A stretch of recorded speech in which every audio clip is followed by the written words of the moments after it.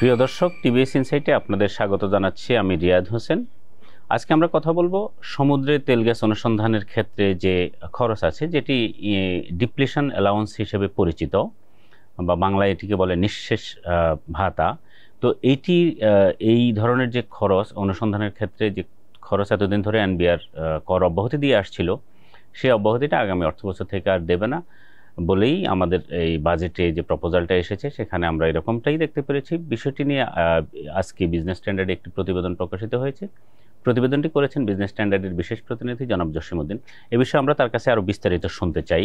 আসলে এর ফলে ইম্প্যাক্টটা কি হতে পারে, তেল গ্যাস অনুসন্ধান কোনো নেতিবাচক ইম্প্যাক্ট পড়বে কিনা, অথবা সরকারের খরচ বাড়বে কিনা। জসিম ভাই, আপনাকে স্বাগত আমাদের স্টুডিওতে।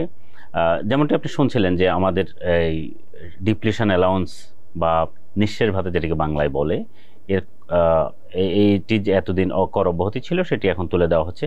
তো এটি তুলে দিলে এই বিষয়টা নিয়ে আমাদের একটু প্রাথমিকভাবে বলুন, এরপরে আমরা ইম্প্যাক্টটা জানতে চাইব। ধন্যবাদ রিয়াদ ভাই। আপনি যেমনটা শুরুতে বলছিলেন, তেল গ্যাস অনুসন্ধান শুধু সমুদ্রে না, বাংলাদেশে আপনি জানেন যে এই মুহূর্তে 48টা কূপে খনন কাজ চলছে সরকারের। এটা স্থলভাগে এবং সমুদ্রভাগে সব জায়গায় মিলে। এবং এই চুক্তিটা দু ধরনের চুক্তি হয়ে থাকে। প্রথমত হলো, একটা হলো রেন্টাল বেসিসে, যে সরকার বিদেশি কোম্পানিকে হায়ার করবে। সরকার, এটা হয়তো বাপেক্সের অথবা Bangladesh gas field, series gas field, এরা হলো এই মুহূর্তে এই পদ্ধতিতে 3টা জায়গায় তারা কাজ করতেছে। সেখানে হলো ভোলাতে আছে হলো রেন্টাল পদ্ধতিতে, রাশিয়ার গ্যাসপ্রম কাজ করতেছে। এখানে যা খরচ আসবে, এই গ্যাস উত্তোলনের পিছনে যা খরচ আসবে বা গ্যাস পাওয়া যাবে কি যাবে না সেটা পরের বিষয়। মানে এই কূপ খননের যত খরচ আসে পুরোটাই সরকার বহন করবে। আর আরেকটা হলো, এটা হলো প্রোডাকশন শেয়ারিং। আমাদেরকে একটু যদি প্রাথমিকভাবে বলতে পারেন আসলে ডিপ্লিশন অ্যালাউন্সটা কি এবং এটা কেন, এটা কর অব্যাহতি এতদিন কি রকম ছিল, বা এটা যদি আপনাকে মোটা দাগে বলি, যে সরকার পৃথিবীর সব দেশেই কূপ খনন হয়। তো এটা বাংলাদেশে হচ্ছে, বাংলাদেশের সরকার নিজে করে অথবা দ্বিতীয় পক্ষকে দিয়ে করে। একটা কূপ খরচ মানে কূপ খননের পিছনে $1 বিলিয়ন খরচ হয় বছরে। তো এই খরচটা হলো সাধারণত মোট খরচ, যেটা গ্যাসটা উত্তোলন হয়, যেটা আপনাকে শুরুতে বলছিলাম, এটার প্রায় 80% হলো কূপ খননের খরচ হিসেবে ধরা হয়। যেমন শেভরনের সাথে সরকারের যে চুক্তি আছে, এরকম 3টা জায়গায় আমি যদি আপনাকে বলি, শেভরন, তারপরে হলো শেভরনের সাথে সিলেটে 3টা গ্যাস ফিল্ডে, তাল্লুর সাথে কুমিল্লা বাখরাবাদে, এবং আরেকটা জায়গায় আছে। এরকম যেই ইয়েগুলি হয়, এগুলি হলো সব ধরনের খরচ হলো যে কোম্পানিটা কূপ খনন করবে তারা বহন করবে। যদি এখানে কোনো গ্যাস পাওয়া যায়, চুক্তি অনুযায়ী সর্বোচ্চ 80% তারা এই কূপ খননের খরচ হিসেবে তারা নেবে, এটা খরচ। এরপরে বাকিটা হবে তাদের প্রফিট শেয়ারিংও আবার ওইখানে একটা পার্সেন্টেজ থাকে। গভর্নমেন্ট হয়তো 60% ওরা 40% বা 50-50 এরকম একটা প্রফিট শেয়ারিং, বা 70-30। তার মানে 80% পর্যন্ত তারা যে খরচ নিতে পারে, এই খরচটা এতদিন কর অব্যাহতি প্রাপ্ত ছিল। এখানে কোনো ধরনের কর অব্যাহতি, এই কর ইম্পোজ করা হতো না। এই করের হিসাবটা আবার 2 রকম হয়।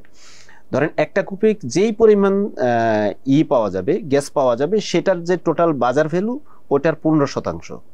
অথবা তারা যে প্রফিট, যেটা ওই যে 20% বা 30% যেটা প্রফিট ধরা হয়, প্রফিটের 50%, যেই অ্যামাউন্টটা কম হবে সেটা হলো তার খরচ হিসেবে অব্যাহতি পাবে।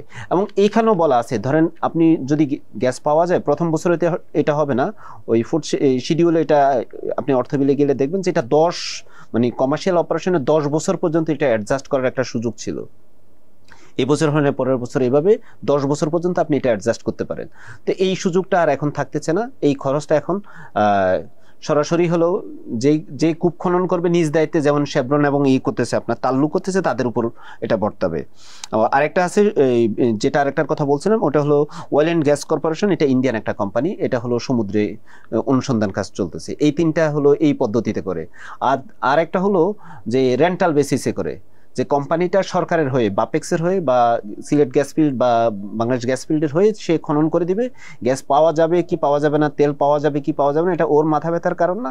পুরো খরচটাই সরকার দেবে। সরকার দিলে ওই একই ফর্মুলায়, সরকারও যখন ট্যাক্স অব্যাহতি নেয়, মানে বাপেক্স যখন কর অব্যাহতি নেবে, সে কিন্তু একই ক্যালকুলেশনে ফেলে সে কর অব্যাহতি পাইত।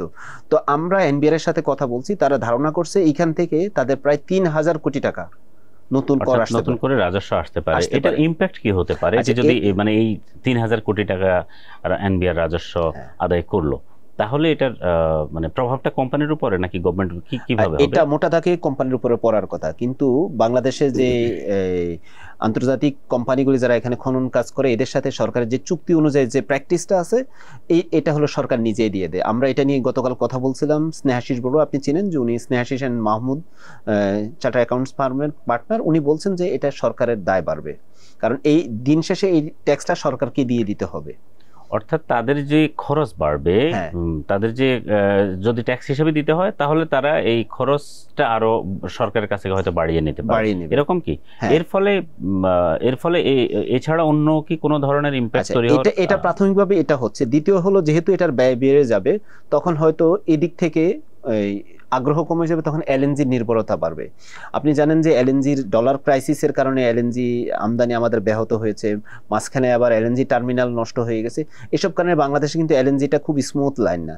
আর সরকারের একটা পরিকল্পনা আছে, এই মুহূর্তে তার 48টা কূপ খনন কাজ চলছে, এবং 2028 সালের মধ্যে এই কূপটাকে তারা 100টা উন্নীত করতে চায়। কেন 100টা উন্নীত করতে চায়? আমাদের প্রতিনিয়ত যে গ্যাসের ডিমান্ড বাড়ছে, এটার জন্য তারা আশা করছে যে এই কূপ যদি খনন করা যায়, তাহলে আরো 500 MMCF গ্যাস এখান থেকে পাওয়া যাবে। আমাদের এখন চাহিদা কেমন, আর সাপ্লাই কেমন?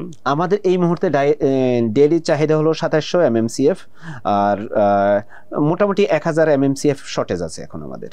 আচ্ছা, তার মানে 1000, এই সর্বশেষ হলো 1300 MMCF শর্টেজ। তার মানে আমাদের কি গ্যাস তাহলে, মানে আপনি বলছেন যে এলএনজির চাহিদা বেড়ে যেতে পারে যদি এদিকে ব্যাহত হয়, অর্থাৎ আমাদের যে এখন আমদানিতে আমাদের যে আমদানি বিদেশি নির্ভরতা মুদ্রা বাড়বে আমাদের, চলে যাচ্ছে, সেই মুদ্রার মানে আরো আউটগোয়িং আরো বেড়ে যাওয়ার একটা আশঙ্কা।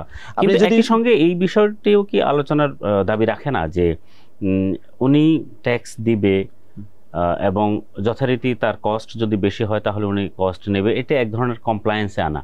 আইএমএফ এর কি এই বিষয়ে কোনো পরামর্শ ছিল? আইএমএফ এর, আপনি জানেন যে আইএমএফ ট্যাক্স এক্সপেন্ডিচার নিয়ে যে রিপোর্টটা দিয়েছে, সেখানে তারা বলছে এটাকে করের আওতায় নিয়ে আসার জন্য। করের আওতায় নিয়ে আসলে যেটা হবে, আমরা এটা নিয়ে কালকে কথা বলছি, এটা দুই ধরনের প্রভাব পড়তে পারে। প্রথমটা হলো কর জিডিপি যে রেশিও বাড়ানোর একটা আছে, ওটাতে এটা সহায়তা করবে। অন্যদিকে হলো, এদিকে এটা সহায়তা করছে, দিন শেষে কিন্তু এটা আবার গভর্নমেন্টের আর একটা লাইবিলিটিস বাড়বে। জাস্ট হয়তো আপনার বুক বিল্ডিং পদ্ধতিতে এটা যদি হয়, তাহলে এইখানে আপনি হয়তো কাগজে কলমে দেখাতে পারছেন, দিন শেষে এটা আবার লাইবিলিটিস হচ্ছে। আপনি জানেন যে বাপেক্স সহ পেট্রো বাংলার প্রতিষ্ঠানগুলির কাছে প্রায় 35,000 কোটি টাকা সরকারের বকেয়া রয়ে গেছে। তারা সর্বশেষ হিসাব অনুযায়ী এটা 54,000 কোটি টাকা। তো আমরা যখন কালকে এটা নিয়ে কথা বলি, যে এক্সপার্টের সাথে কথা, উনি ধারণা দিয়েছেন আমাদেরকে, এটা হয়তো বছর শেষে 1,00,000 কোটি টাকা হয়ে যাবে, মানে 1 লাখ কোটি টাকা হয়ে যাবে।